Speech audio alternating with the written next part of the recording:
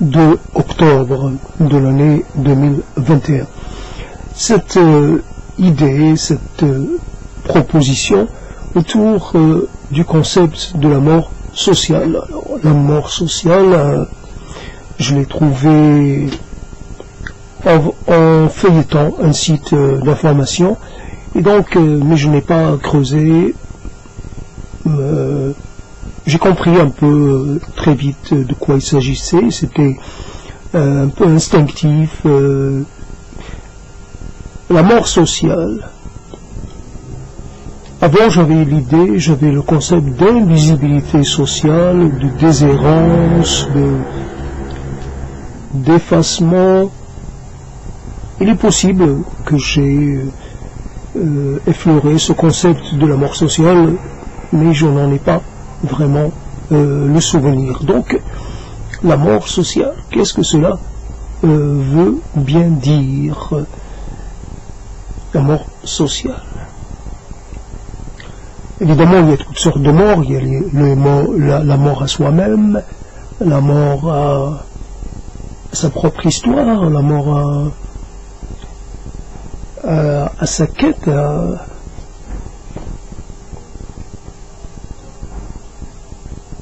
il y a la nécessité de faire des deuils pour toutes sortes de pertes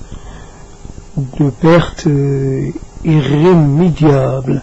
Alors quand on est socialement mort, ça veut dire qu'on est passé de l'autre côté, qu'on a traversé une frontière, qu'on est allé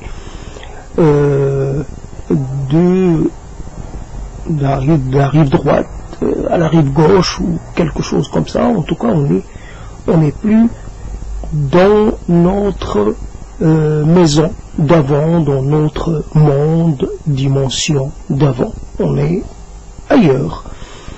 Parmi les morts, alors évidemment parmi ceux qui ne peuvent plus participer du jeu de la vie, qui doivent un peu entrer en forme d'hibernation, une forme de stase, une forme de... En tout cas, il est possible qu'il faut qu'ils se mettent au repos, en attendant la résurrection, possible, et l'hypothétique résurrection, en tout cas, puisqu'il faut garder espoir tout de même. On garde espoir dans une vie par-delà la mort, au-delà de la mort, une autre vie, peut-être une vie un peu meilleure, un peu moins, qui ne finirait pas ou qui finirait moins mal, en tout cas. La mort sociale, c'est un processus très long, très très long, qui remonte à des temps vraiment très anciens. Dans la vie d'un individu, ça peut commencer dès l'enfance. Un caractère particulier, une forme d'aversion, une forme de réserve par rapport aux autres, une forme de difficulté à se mêler aux autres et à accepter un peu les contraintes que cela entraîne immanquablement. Une forme de singularité due à une situation familiale particulière, et puis peut-être au manque de compagnie, voilà, compagnie du même âge, voilà, ce qui fait que on se retrouve seul. Cette solitude, on la ressent, mais elle n'est pas encore très, comment dire, on ressent un manque, quelque chose, comme évidemment l'idée est revenue, alors je l'intègre, l'idée d'un manque, le jumeau qui n'a pas survécu, etc. Cette théorie d'une forme de jumelliété qui disparaît, voilà, qui s'interrompt. Pour quelle raison, je n'en sais rien. En tout cas, on peut avoir cette impression de ne pas avoir de personnes avec laquelle entretenir des relations, avec laquelle évoluer, avec laquelle tenter de comprendre, entamer le processus d'intégration au monde, etc. Alors, comme il y a un manque, on essaie de le combler par tous les moyens, et peut-être dans cette tentative un peu désespérée, un peu pressée, on va se coller à la première personne qui semble nous correspondre. Et peut-être ce n'était pas la bonne personne, et donc commence la quête de la bonne personne, qu'on ne va pas trouver, évidemment. Et ça continue, et peu à peu vous êtes votre capital d'enthousiasme, de motivation, etc. s'amenuise et se réduit jusqu'à ce que vous vous retrouvez sans rien, les poches vides. Vous n'avez plus rien dans votre porte document, vous n'avez plus d'adresse, vous n'avez plus personne à contacter, vous n'avez plus personne. Alors il ne s'agit pas d'une mort à proprement parler, il s'agit d'une forme d'agonie qui va se terminer par une mort. Mais voilà, le plus difficile, c'est la phase d'agonie et la durée qu'elle peut prendre. Voilà. Donc, comment réussir à ne pas se focaliser, comment éviter de se focaliser sur cette chose-là, comment ne pas se retrouver complètement écrasé par le poids de cette réalité.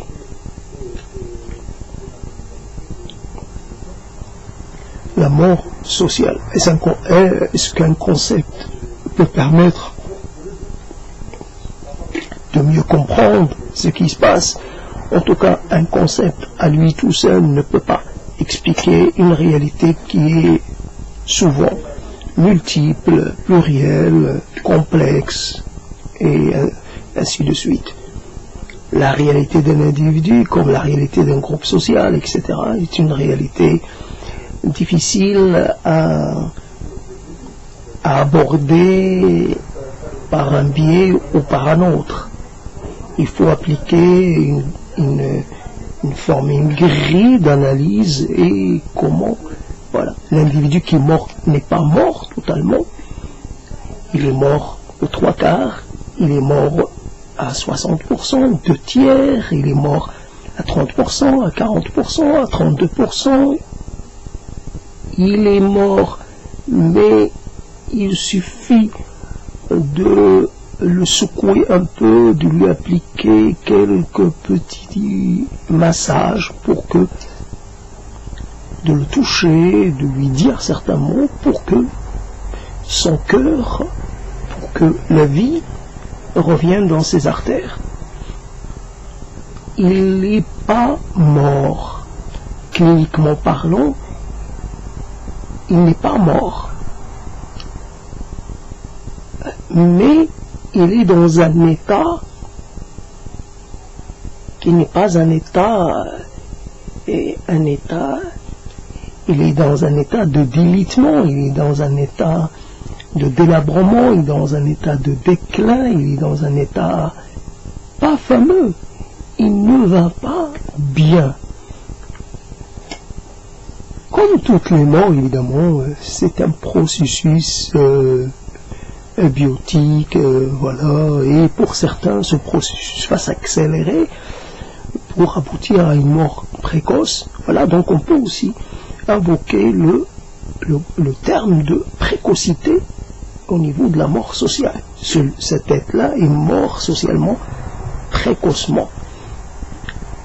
Voilà, à 60 ans, à 50 ans, il était déjà mort, alors que d'autres, il faut qu'ils arrivent à 70, à 75, 73, à 80, 81, 90, pour réellement pour qu'ils soient pris, considérés comme des morts sociaux. Morts socialement.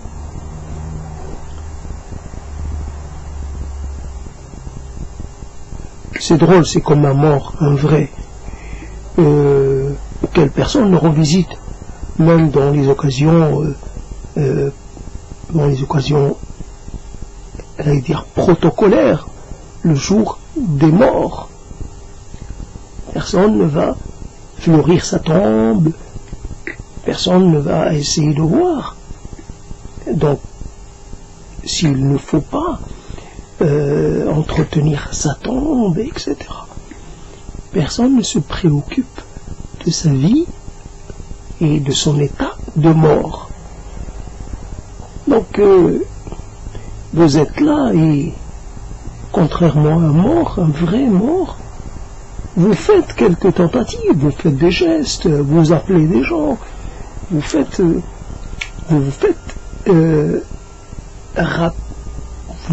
rappelez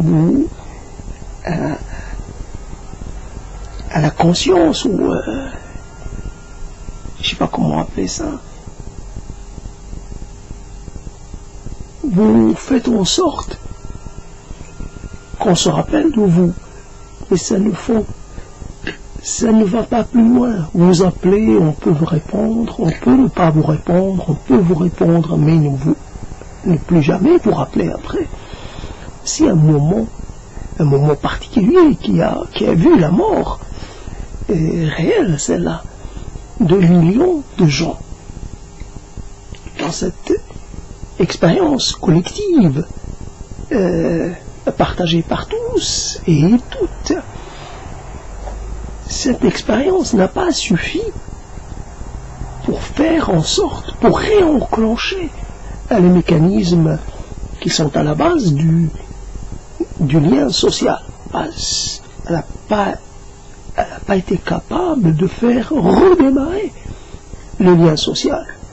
Quelqu'un, parce qu'il s'ennuie, parce qu'il est désœuvré, parce qu'il est bloqué chez lui, parce qu'il est confiné, il va se dire, tiens, je vais appeler un tel. Ces appels ne sont jamais venus. Et je ne dois pas être le seul dans ce cas. On doit être des millions et des millions des gens auxquels personne n'a pensé. Comment expliquer qu'une chose très simple, c'est le contraire plutôt qui se passe? Vous êtes un peu, comment dire, non pas envahi, mais il y a des gens qui ne cessent de vous solliciter. Vous êtes un peu, ce que vous désirez, c'est qu'on vous laisse un peu tranquille.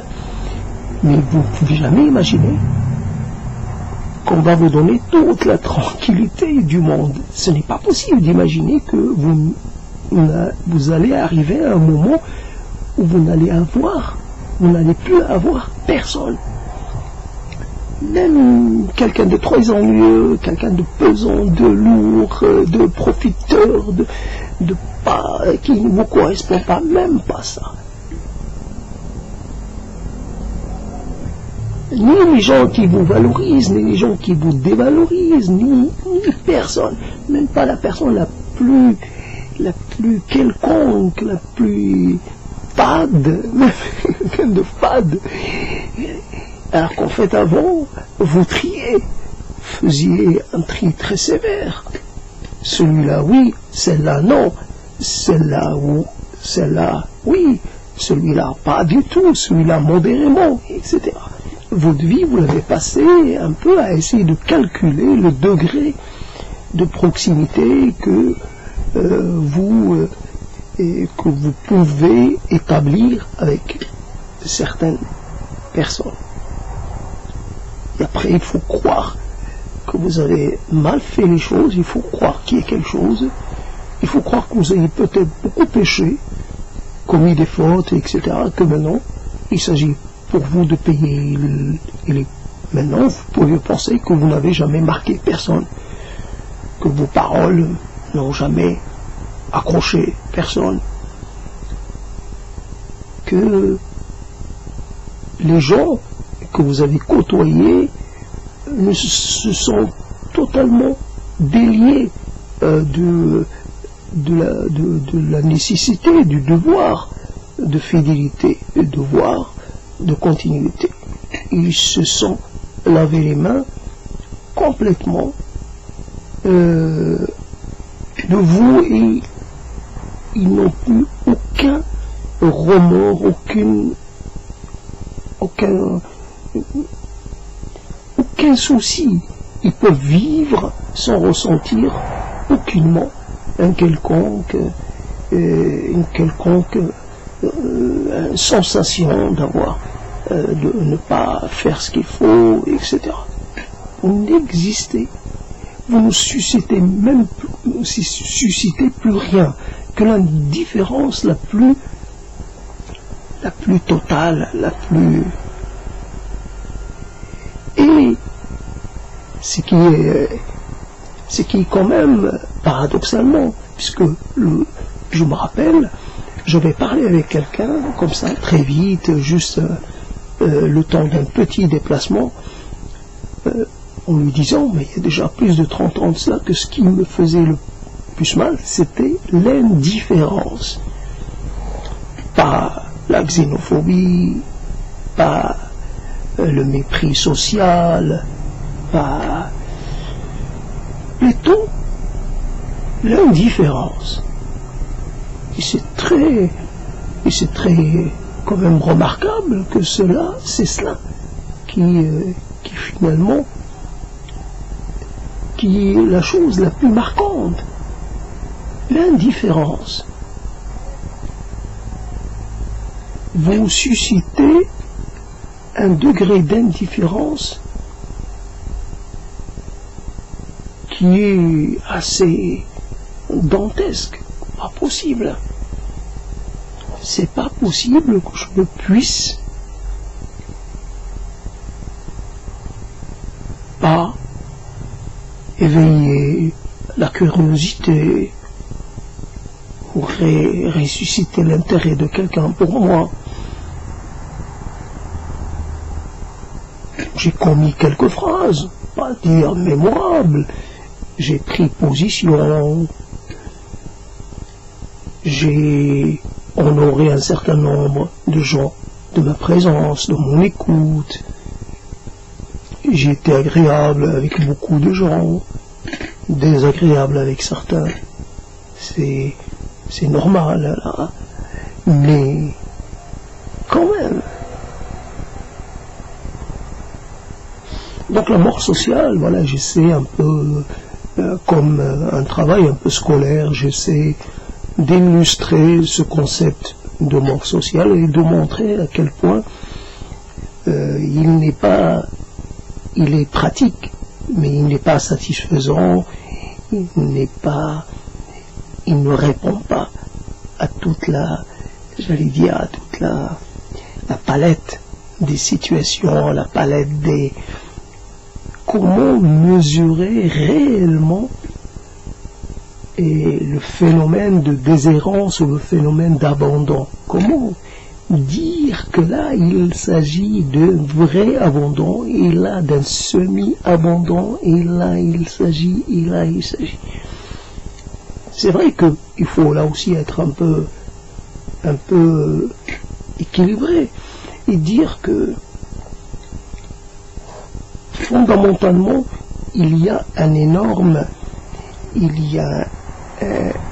une énorme frustration. C'est vrai, tout à l'heure j'écoutais Mélenchon, Jean-Luc de son prénom, parler. Il s'adressait à une élite en formation. Et c'est vrai que apparemment il s'était chargé, si par exemple il était possible de s'adjoindre, je ne sais pas moi, quelques notions techniques sur un sujet pour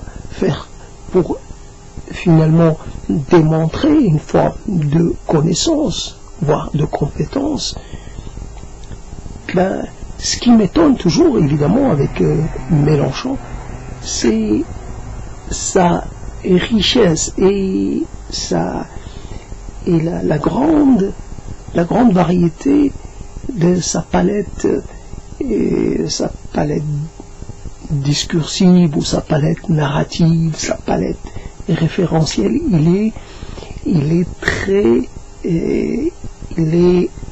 au fait de beaucoup de choses. Alors, selon les publics, il va avoir tel ou tel discours, il va insister. Après, évidemment, c'est possible qu'on se retrouve un peu, on ne peut pas être. Il ne s'agit pas là d'admirer, il s'agit de dire comment on construit un discours. Évidemment, il y a toujours un peu d'excès dans la logique démonstrative, etc., dans l'argumentation. Il y a un peu trop de développement par rapport à la petitesse de la question. La question, elle tient en 2 phrases. Lui, il va développer sur un millier de phrases. Ben, il y a quand même une forme de disproportionnalité. Donc il faut un peu réduire le temps de la réponse, la quantité de mots, la quantité de références, la quantité de discours, la quantité de mots, la quantité de signes, etc. Donc il faut réduire un peu pour laisser un peu le temps, la place pour d'autres questions. Il y a des questions, on commence à répondre à certaines questions, finalement, on s'aperçoit après coup qu'on s'est embarqué dans quelque chose qui n'était finalement que secondaire. C'était pas un sujet principal de préoccupation. Là, que peut-être on s'était trompé de public. Là aussi, je commence à en parler, je constate des imperfections et des choses qu'il faut aussi arriver à corriger. Donc, et après, comparé à d'autres discours de gens qui interviennent sur la toile, il y a un problème d'argumentation et de clarté et d'exposé dans le discours. Il y a une forme, il y a plein d'interférences, il y a du hors sujet à foison, il y a.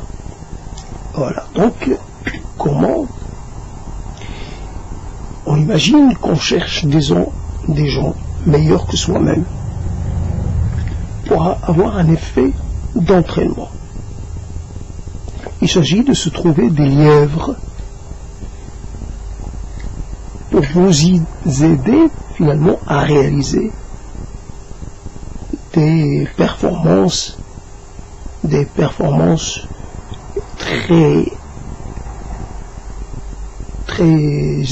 performances extrêmes. Donc il faut que quelqu'un fasse un effort, au départ un énorme effort, qui va l'épuiser. Vous avez besoin d'un effet d'entraînement de cette dimension, d'une grande force. Après, vous êtes lancé parce que vous avez des capacités. Mais si vous n'avez pas cet effet d'entraînement, vous n'avez pas ces lièvres, vous restez à votre place. Vous restez avec vos performances habituelles. Voilà. Donc, au niveau cognitif, au niveau de l'intelligence, vous êtes toujours moyen, vous ne vous distinguez pas des autres.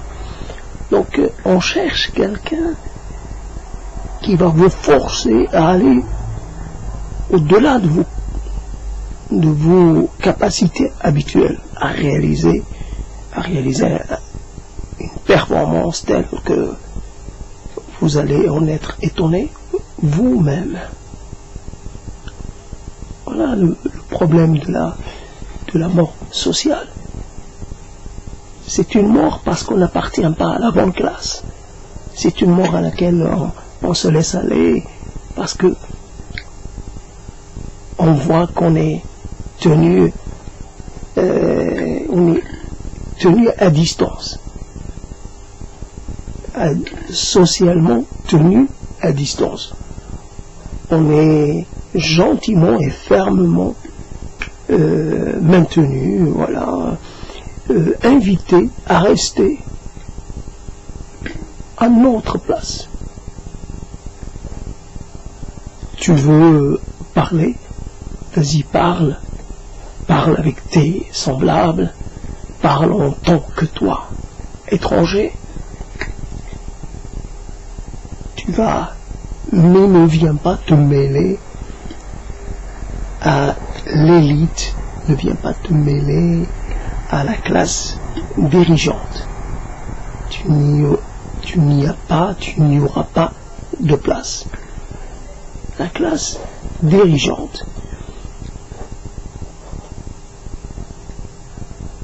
Évidemment, toute l'énergie de l'être est passée dans des combats, non pas d'arrière-garde, mais des combats sans importance. Combattre pour avoir un logement. Combattre pour avoir une amie, comme si c'était quelque chose de vraiment très difficile à avoir. Votre quête, la quête qui devient la quête la plus importante, c'est de ne pas rester seul. C'est d'avoir une amie. C'est quand même c'est à la portée de n'importe qui. Il ne s'agit pas d'une performance à ce niveau-là. Une amie quelconque de basse extraction comme vous, où elle est la performance, où elle est la distinction, cette fameuse distinction derrière laquelle on court. Ok, voilà la mort sociale. C'est vrai, à courir derrière les réductions, à être là, pinailler pour 1 euro, pour quelques centimes, constater qu'il y a une augmentation de 5 centimes, 6 centimes, effaré parce qu'il y a une augmentation de 30 centimes, de 40 centimes sur un produit. Moi, l'huile de table, ça ne me dérange pas qu'elle passe à 4 euros, 5 euros. J'ai qu'à réduire ma consommation et puis je ne consomme pas tant que ça. Pourquoi je vais faire attention à essayer d'acheter la moins chère alors que je vais mettre 2 mois ou 3 mois à finir pour finir une bouteille de 1 litre. Et ainsi de suite. Ainsi toute la capacité la vigilance, la présence d'esprit passe là-dedans. Et toutes les stratégies, je vais aller là, je vais acheter tel article ici, et puis je vais aller plus loin, donc ça va me prendre des heures, pour faire 2 ou 3 euros d'économie. Et en plus, je vais acheter en quantité, je vais acheter plus que ce dont j'ai besoin, durant plein de jours. Donc je vais stocker. Et qui dit stocker dit aussi risque de perte. Voilà. Donc voilà la chose telle qu'elle se présente. Et on voit qu'on est un peu loin de la mort sociale. On est un peu dans la condamnation à n'être que un faible, un pauvre et un démuni, il y a un démonétisé.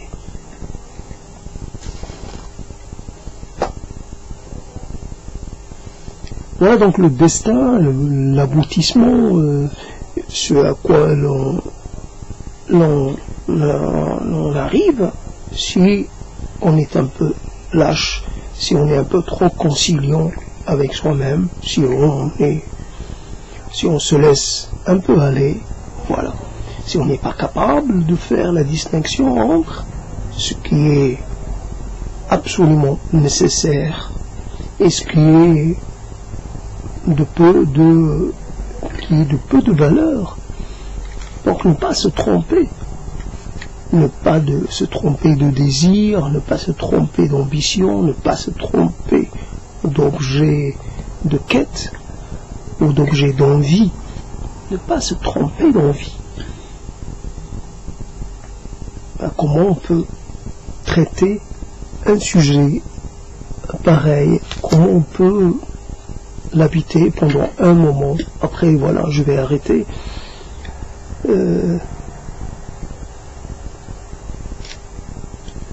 La lecture après coup, a posteriori de son parcours est toujours un peu sujette à caution, il y a de l'exagération, il y a un peu d'emphase, il y a un peu, parce qu'on est dans le discours, il y a des effets oratoires, il faut là aussi prendre ça en compte.